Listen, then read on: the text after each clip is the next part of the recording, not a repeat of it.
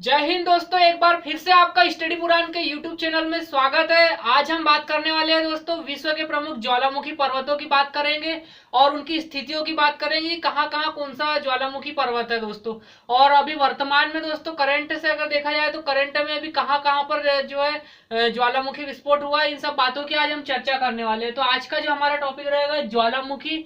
और सबसे पहले दोस्तों हम ज्वालामुखी की परिभाषा समझते हैं कि ज्वालामुखी किसे कहते हैं, ज्वालामुखी क्या होता है। तो ज्वालामुखी की अगर बात की जाए दोस्तों, तो ज्वालामुखी जो है पृथ्वी के अंदर से विखंडित पदार्थों का जो है आकस्मिक रूप से बाहर निकलना। तो इसकी अगर परिभाषा की अगर बात की जाए या परिभाषा पूछी जाए तो क्या हो जाएगा, ज्वालामुखी की पृथ्वी पृथ्वी के अंदर पृथ्वी के अंदर से विखंडित पदार्थों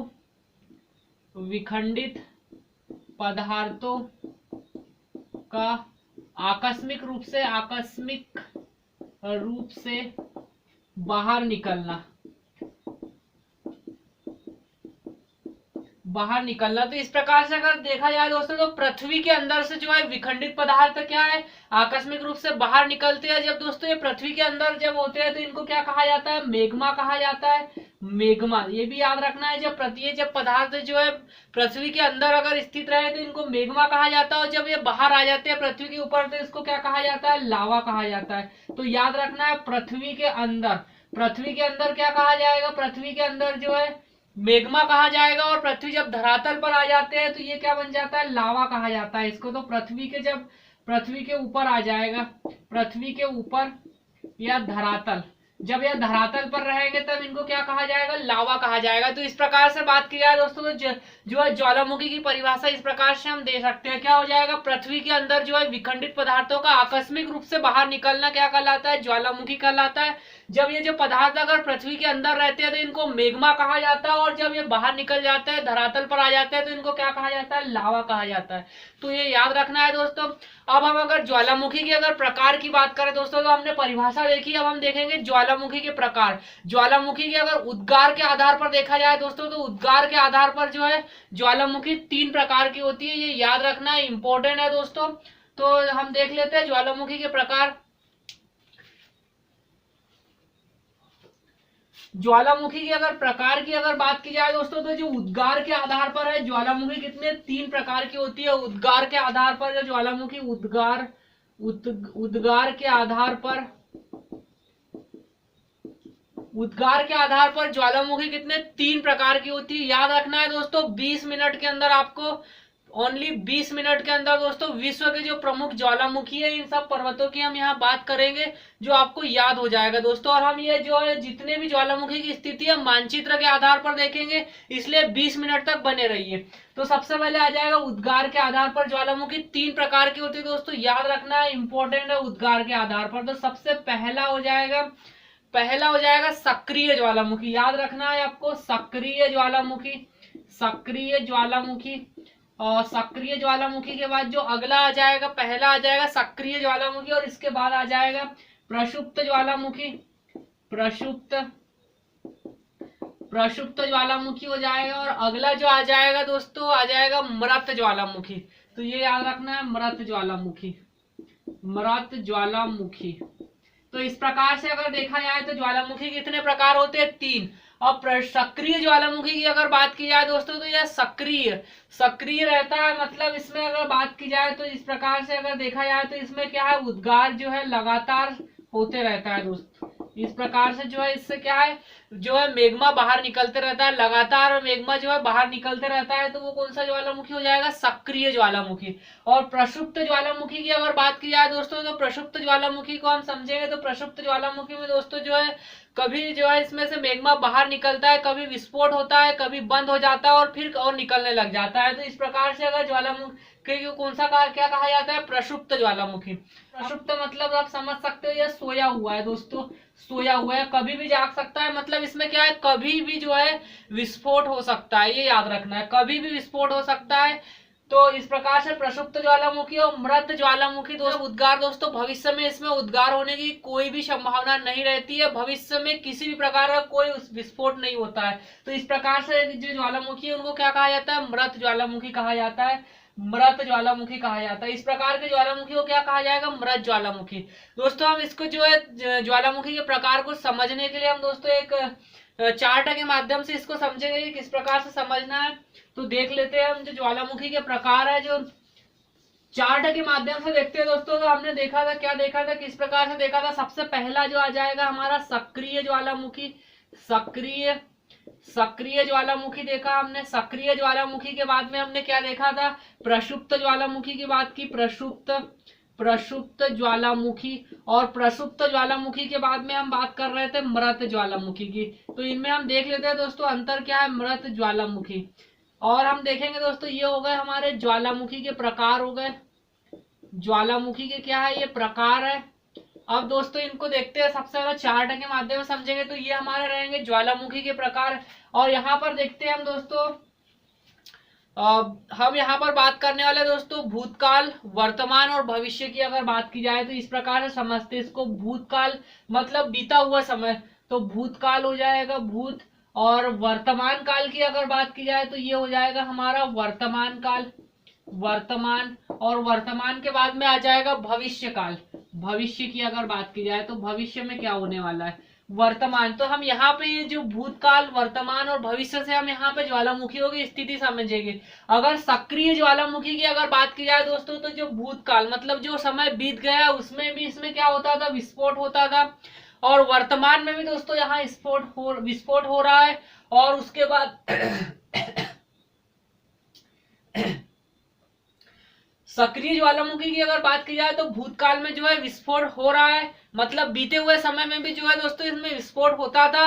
वर्तमान की अगर बात की जाए तो वर्तमान में भी यहाँ विस्फोट हो रहा है। वर्तमान के बाद अगर बात की जाए भविष्य की, तो भविष्य में भी इसमें विस्फोट होगा दोस्तों।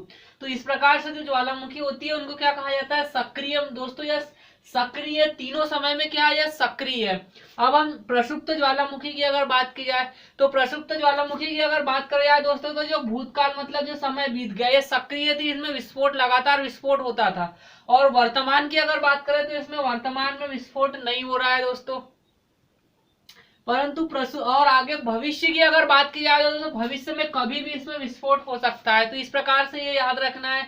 अब इसके बाद मृत ज्वालामुखी की अगर बात की जाए तो मृत ज्वालामुखी जो है, मृत ज्वालामुखी की अगर बात की जाए तो दोस्तों जो है ये इसमें क्या है? पहले जो है इसमें जो बीते हुए समय या भूतकाल की अगर बात करें तो यहाँ पर क्या है? विस्फोट हो रहा है। वर्तमान में भी दोस्तों इसमें विस्फोट नहीं हो रहा है और भविष्य में भी इसमें विस्फोट की कोई भी संभावना नहीं है। तो इस प्रकार से अगर देखा जाए तो जो ज्वालामुखी के जो प्रकार को हम समझ सकते हैं, तो सक्रिय, प्रक्षुब्ध और मृत ज्वालामुखी। सक्रिय ज्वालामुखी दोस्तों तीनों काल में क्या हो रहा है? सक्रिय है। और जो प्रक्षुब्ध ज्वालामुखी दोस्तों पहले तो इसमें विस्फोट हो रहा है परंतु वर्तमान में नहीं है, पर आगे भविष्य में हो सकता है। इसके बाद मृत ज्वालामुखी दोस्तों पहले हुआ है, अब वर्तमान में नहीं है और न ही भविष्य में भी इसमें जो है विस्फोट होने की संभावना है। तो इस प्रकार से देखा जाए तो ज्वालामुखी के जो प्रकार को हम समझ सकते हैं दोस्तों। इसके बाद हम बात करने वाले हैं प्रमुख ज्वालामुखी पर्वतों की बात करने वाले हैं, जो कि दोस्तों एग्जाम की दृष्टि से बहुत ही महत्वपूर्ण है और ये पूछे जाते हैं। 3 प्रकार से देखे हमने बात करी है, कौन कौन से 3 प्रकार के ज्वालामुखी की बात की है। तो सबसे पहला जो हमने ज्वालामुखी देखा था वो आ जाएगा हमारा सक्रिय ज्वालामुखी। सक्रिय ज्वालामुखी हो जाएगा ज्वालामुखी। सक्रिय ज्वालामुखी के बाद जो हमने इसके बाद देखा था, सक्रिय ज्वालामुखी के बाद हमने बात करी थी, सक्रिय के बाद हम बात कर रहे थे दोस्तों प्रसुप्त ज्वालामुखी की।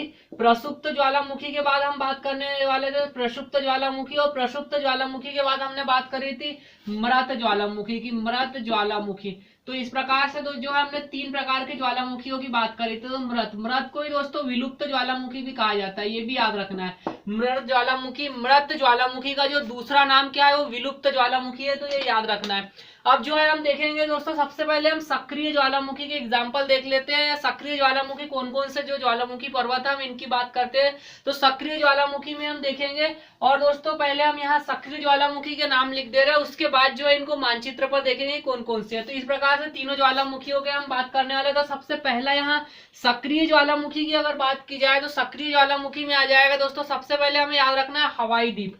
हवाई द्वीप की अगर बात करें तो ये हो जाएगा हवाई द्वीप। याद रखना है, बहुत ही इंपॉर्टेंट है दोस्तों। हवाई द्वीप की अगर बात की जाए तो हवाई द्वीप पे दोस्तों हमें जो दो इंपॉर्टेंट ज्वालामुखियों के नाम याद रखना है। हवाई द्वीप, अगर हवाई द्वीप की अगर स्थिति की अगर बात की जाए दोस्तों, तो ये जो है यूएसए का एक राज्य है हवाई द्वीप, और यह संयुक्त राज्य अमेरिका के अंतर्गत आता है दोस्तों। हवाई द्वीप याद रखना है, यूएसए का एक राज्य है, जो कि अमेरिका का इस पर पूरा अधिकार और पूरा नियंत्रण जो है हवाई द्वीप पर है अमेरिका का। तो हवाई द्वीप की अगर बात की जाए तो हवाई द्वीप में दो ज्वालामुखी याद रखना है दोस्तों। सबसे पहला हो जाएगा मोना लोआ, याद रखना है मोना लोआ ज्वालामुखी हो जाएगा, और दूसरा याद रखना है दोस्तों किलायू, याद रखना है। तो ये दोनों ज्वालामुखियों के नाम याद रखना है। हवाई द्वीप में दो ज्वालामुखी याद रखना है, मोना लोआ और किलायू। हवाई द्वीप में कितने, दो याद रखना है, एक तो मोना लोआ और दूसरा आ जाएगा किलायू। और मोना लोआ की अगर बात करें दोस्तों, तो जो है विश्व का सबसे बड़ा सक्रिय ज्वालामुखी है। विश्व का क्या है, विश्व का सबसे बड़ा सक्रिय ज्वालामुखी है। विश्व का जो है यह सबसे बड़ा सक्रिय ज्वालामुखी है दोस्तों। और किलायू की अगर बात की जाए तो यह सबसे अधिक सक्रिय है। यह क्या है दोस्तों, यह क्षेत्रफल में, मोना लोआ जो है क्षेत्रफल में सर्वाधिक बड़ा है। और किलायू की अगर बात की जाए तो यह विश्व का सबसे अधिक सक्रिय है। विश्व में क्या हो जाएगा, यह सबसे अधिक सक्रिय है, विश्व में सबसे अधिक सक्रिय विश्व की अगर बात की जाए दोस्तों, तो यहाँ से जो है लगातार विस्फोट या उद्गार जो है लगातार हो रहा है दोस्तों किलायू ज्वालामुखी में। तो विश्व में सबसे बड़ा, क्षेत्रफल में सबसे बड़ा तो मोना लोआ आ जाएगा, और सबसे अधिक सक्रिय की अगर बात करें तो सक्रिय में कौन सा आ जाएगा, किलायू आ जाएगा। ये हो जाएगा हमारा हवाई द्वीप पे। अब हवाई द्वीप हम बात कर चुके हैं कि हवाई द्वीप जो है कौन से राज्य के अंतर्गत, कौन से देश के अंतर्गत आता है, तो अमेरिका के अंतर्गत आता है, ये भी याद हम बता चुके हैं। और हवाई द्वीप की अगर बात की जाए तो हवाई द्वीप को दोस्तों एक याद रखना है, हवाई द्वीप को प्रशांत महासागर का चौराहा कहा जाता है। याद रखना है, हवाई द्वीप को जो है प्रशांत महासागर का चौराहा कहा जाता है। अब इसके बाद हवाई द्वीप के बाद दोस्तों हमें याद रखना है इटली। अगर इटली की अगर बात की जाए तो इटली में दो ज्वालामुखी के नाम याद रखना है दोस्तों। इटली में आ जाएगा, सबसे पहले आ जाएगा स्ट्राम्बेली ज्वालामुखी के बाद दूसरा आ जाएगा एटना ज्वालामुखी। तो इटली में दोस्तों याद रखना है, इटली से स्ट्राम्बेली, इटली से स्ट्राम्बेली और एटना, ये दो ज्वालामुखी के नाम याद रखना। और स्ट्राम्बेली से एक दोस्तों महत्वपूर्ण क्वेश्चन बनता है, स्ट्राम्बेली को भूमध्य सागर का प्रकाश स्तंभ कहा जाता है दोस्तों। भूमध्य सागर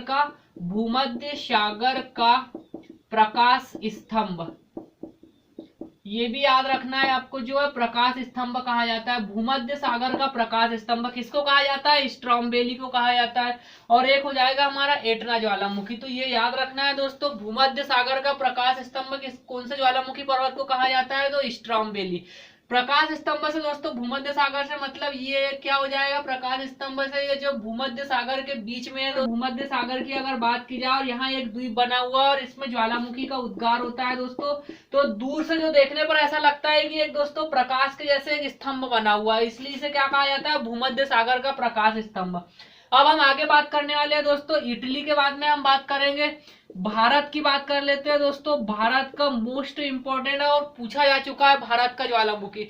भारत में दोस्तों दो ज्वालामुखी पर्वत है, याद रखना है। पहला तो आ जाएगा दोस्तों बैरन द्वीप आ जाएगा, जो कि सक्रिय है, याद रखना है बैरन द्वीप एक ज्वालामुखी हो जाएगा। बैरन द्वीप आ जाएगा जो कि सक्रिय ज्वालामुखी है, और एक दूसरा आएगा प्रसुप्त ज्वालामुखी का एग्जांपल हम आगे देखेंगे। तो अभी बैरन द्वीप कर लेते हैं दोस्तों, अंडमान निकोबार में स्थित है, ये भी याद रखना है, अंडमान निकोबार में।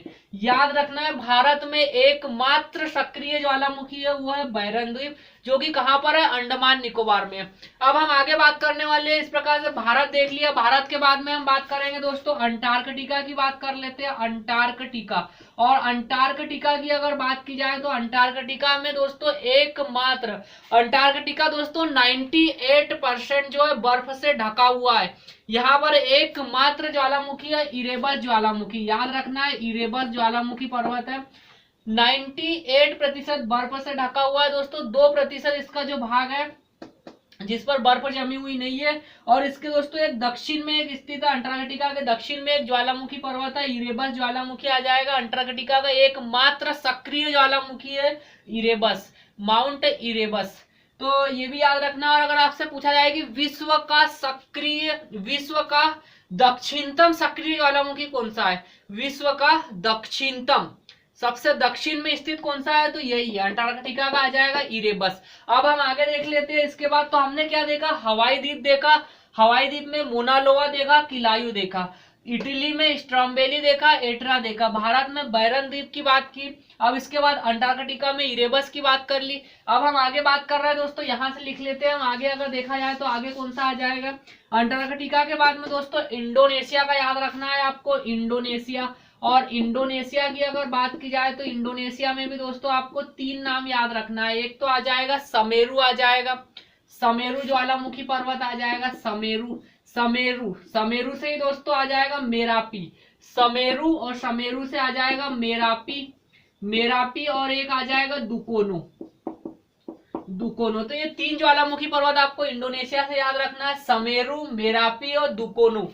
दोस्तों यहाँ याद रखना है, हम अभी बात कर रहे हैं सक्रिय ज्वालामुखी की। दोस्तों जब ये कंप्लीट हो जाएगा इसके बाद हम जो है इसका जो मानचित्र के आधार पर भी हम इसकी बात करेंगे। तो अभी दोस्तों हम यहाँ पर लिख लेते हैं, उसके बाद मानचित्र बनाकर बताया जाएगा। तो इंडोनेशिया की अगर बात करें तो सुमेरू आ जाएगा, मेरापी आ जाएगा और दुकोनो आ जाएगा, ये हो जाएगा इंडोनेशिया के बाद में। दोस्तों हम बात करने वाले हैं, एक याद रखना है आपको, इक्वाडोर। इक्वाडोर की अगर बात करें तो इक्वाडोर दोस्तों कौन से महाद्वीप के अंतर्गत, हम देश और राजधानी और मुद्रा की बात कर चुके हैं। इक्वाडोर दोस्तों कौन से महाद्वीप में स्थित है, तो ये हो जाएगा दक्षिण अमेरिका महाद्वीप में स्थित है इक्वाडोर। और इक्वाडोर की अगर बात करी जाए तो इक्वाडोर में यहाँ पर जो आ जाएगा दोस्तों कीटोपैक्सी, यहाँ की अगर बात की जाए तो कीटोपैक्सी, कीटोपैक्सी ज्वालामुखी पर्वत याद रखना है, वेरी मोस्ट इंपॉर्टेंट है ये। कीटोपैक्सी की अगर बात की जाए तो ये विश्व का सबसे अधिकतम ऊंचाई पर स्थित है।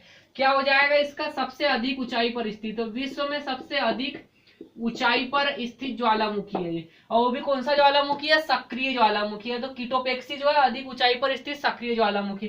दोस्तों अगर यहाँ से आपसे क्वेश्चन की अगर बात की जाए तो क्वेश्चन किस प्रकार से पूछा जा सकता है, जैसे आपसे पूछा जा सकता है कि स्ट्रॉम्बेली कौन से ज्वालामुखी का प्रकार है, और ऑप्शन में सक्रिय, प्रसुप्त और मृत ज्वालामुखी रहा तो सक्रिय हो जाएगा। आपसे पूछा कि बैरन द्वीप कौन से देश में स्थित है, तो भारत आ जाएगा। ये पूछा जाएगी इरेबस कहाँ पर है, तो अंटार्कटिका। इनकी स्थिति पूछी जा सकती है, या तो इनका कौन सा प्रकार है ये पूछा जा सकता है। अब इसके बाद इक्वाडोर आ गया, और इक्वाडोर के बाद दोस्तों हम बात करने वाले हैं, तो अब हम आगे देखेंगे हमारे प्रसुप्त ज्वालामुखी की बात करेंगे। तो इस प्रकार से दोस्तों हमने जो है सक्रिय ज्वालामुखी की बात की। अब जो है हम आगे बात करने वाले हैं दोस्तों प्रसुप्त ज्वालामुखी के बारे में। हम बात करने वाले हैं प्रसुप्त ज्वालामुखी, और प्रसुप्त ज्वालामुखी में दोस्तों हमें कुल 5 ज्वालामुखी पर्वत के नाम याद रखना है, जो कि एग्जाम की दृष्टि से महत्वपूर्ण है। पहला आ जाएगा दोस्तों, पहला की अगर बात करें तो भारत से ही स्टार्ट करते हैं, और भारत में ही एक ज्वालामुखी पर्वत है दोस्तों, याद रखना है नारकोंडम। याद रखना है क्या हो जाएगा, नारकोंडम। नारकोंडम ज्वालामुखी पर्वत जो कि कहां पर है, ये भी अंडमान एंड निकोबार द्वीप समूह में। तो ये याद रखना है, नारकोंडम एकमात्र भारत में एकमात्र है प्रसुप्त ज्वालामुखी पर्वत जो है भारत में नारकोंडम है। और एकमात्र सक्रिय ज्वालामुखी पर्वत कौन सा आ जाएगा, जो हम अभी पढ़ चुके हैं, बैरन द्वीप आ जाएगा। तो भारत में आ जाएगा नारकोंडम। भारत के बाद में हम इटली की बात करेंगे, तो इटली में आ जाएगा दोस्तों विसुवियस आ जाएगा, विसुवियस। इटली की अगर बात की जाए तो इटली में आ जाएगा विसुवियस आ जाएगा। इटली के बाद में बात करने वाले हैं जापान की।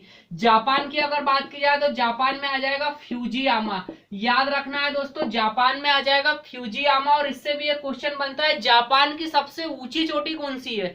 आपसे अगर ये पूछा जाता है कि जापान की सबसे ऊंची चोटी कौन सी है, तो यही है फ्यूजियामा।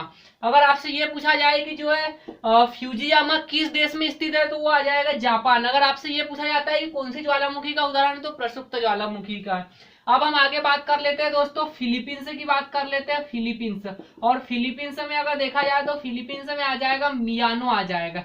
फिलीपींस की अगर बात करें तो फिलीपींस में आ जाएगा मियानो, फिलीपींस में आ जाएगा दोस्तों मियानो आ जाएगा। और फिलीपींस के बाद में दोस्तों आपको एक और याद रखना है, इक्वाडोर। और इक्वाडोर की अगर बात करें जाए तो इक्वाडोर जो आ जाएगा दोस्तों, ये कहां पर है, हम इसके पहले भी बात कर चुके हैं। कीटोपैक्सी ज्वालामुखी विश्व का सबसे अधिक ऊंचाई पर सक्रिय ज्वालामुखी हमने देखा था। कीटोपैक्सी जो कहां पर था, इक्वाडोर में था। और विश्व इसका जो है सबसे अधिक ऊंचाई पर प्रसुप्त ज्वालामुखी भी कहां पर आ जाएगा, इक्वाडोर में ही आएगा। और इक्वाडोर की अगर बात करें तो ये कहां पर है, चिम्बार्जो, ये जो है इक्वाडोर में है, चिम्बार्जो ज्वालामुखी, चिम्बार्जो ज्वालामुखी, ये भी याद रखना है।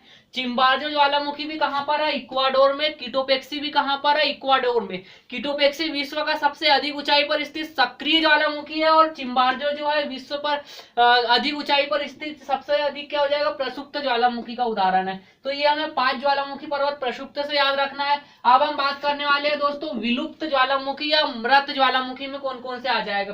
तो इसमें सबसे पहले आ जाएगा दोस्तों, हमें याद रखना है तंजानिया।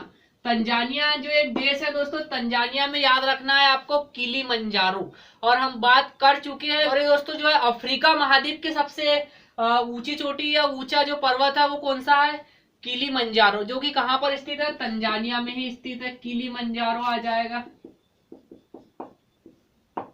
तंजानिया में स्थित है दोस्तों किलिमंजारो। तो तंजानिया की अगर बात की जाए, तंजानिया में किलिमंजारो आ जाएगा दोस्तों। इसके बाद हम बात करेंगे केन्या। केन्या की राजधानी दोस्तों हम बात कर चुके हैं, नैरोबी है, और केन्या में ही स्थित है केन्या, माउंट केन्या, ये भी याद रखना है, माउंट केन्या हो जाएगा। इसके बाद हम दोस्तों बात करने वाले हैं क्या की अगर बात की जाए तो इंडोनेशिया में आ जाएगा दोस्तों, क्राकाताओ आ जाएगा, क्राकाताओ। क्राकाताओ जो है विलुप्त या मृत ज्वालामुखी का है। क्राकाताओ के बाद में म्यांमार की अगर बात की जाए तो म्यांमार में आ जाएगा दोस्तों, म्यांमार की अगर बात की जाए दोस्तों तो म्यांमार में आ जाएगा, म्यांमार की अगर बात की जाए तो म्यांमार में आ जाएगा दोस्तों माउंट पोपो, माउंट पोपो हो जाएगा, माउंट पोपा, माउंट पोपा है दोस्तों। तो अगर म्यांमार की अगर बात की जाए तो म्यांमार में आ जाएगा माउंट पोपा आ जाएगा। और ईरान की अगर बात की जाए तो ईरान में आ जाएगा, ईरान में आ जाएगा दोस्तों देवबंद ज्वालामुखी, ये भी याद रखना है, देवबंद। देवबंद ज्वालामुखी कहां पर है, ये है हमारा कहां, ईरान में स्थित है। तो इस प्रकार से अगर देखा जाए तो हमने जो है प्रसुप्त में 5 देखे और मृत ज्वालामुखी में 5 देखे। तो इस प्रकार से अगर देखा जाए तो ये याद रखना है मृत ज्वालामुखी के, प्रसुप्त के और सक्रिय के। अब दोस्तों हम एक मानचित्र बनाकर इस पर स्थिति देख लेते हैं, कहाँ कौन सा ज्वालामुखी है, कहाँ कौन सा देश। चित्र की अगर बात की जाए दोस्तों तो जो हमारा मानचित्र रहेगा ये इस प्रकार से रहेगा।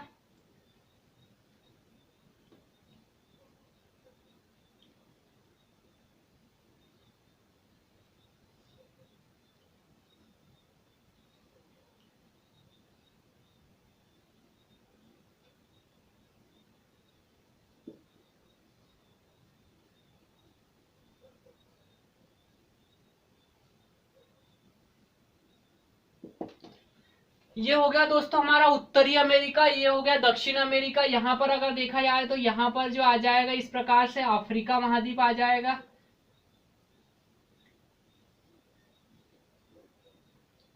ये अफ्रीका महाद्वीप हो गया दोस्तों। यहाँ पर जो आ जाएगा ये यूरोप वाला क्षेत्र आ जाएगा, यूरोप वाला आ जाएगा। और ये इधर का जो आ जाएगा एशिया वाला आ जाएगा।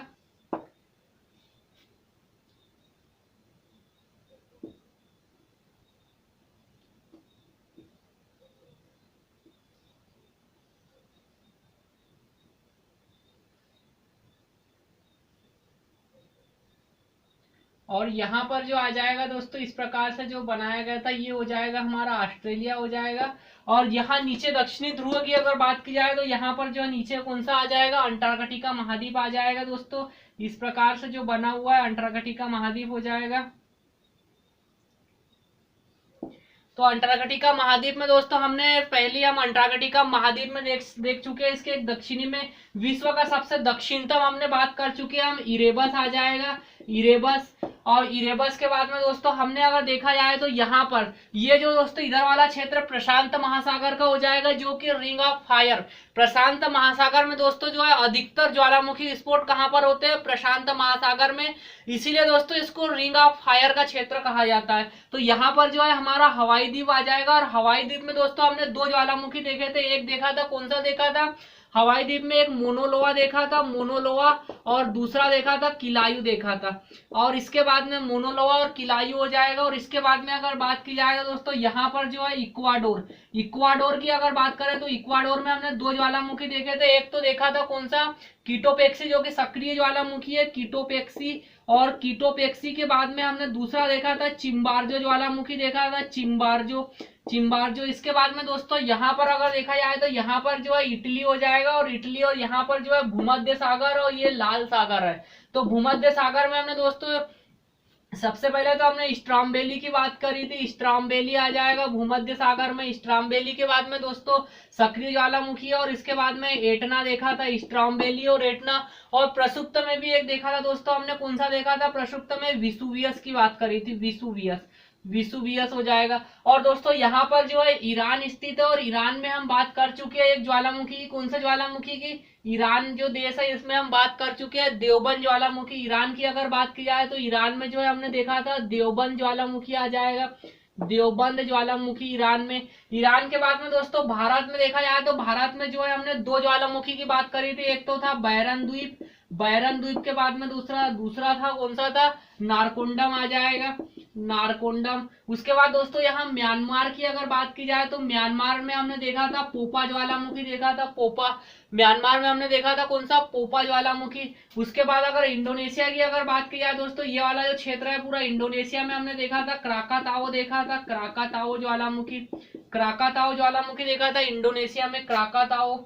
और इसके बाद अगर देखा जाए और कहां पर देखा है दोस्तों हमने, क्राकाताओ ज्वालामुखी हो जाएगा। और इसके बाद दोस्तों इंडोनेशिया में ही हमने और ज्वालामुखी की बात की थी, जिसमें आ जाएगा दोस्तों मेरापी आ जाएगा, मेरापी के बाद में सुमेरु आ जाएगा दोस्तों।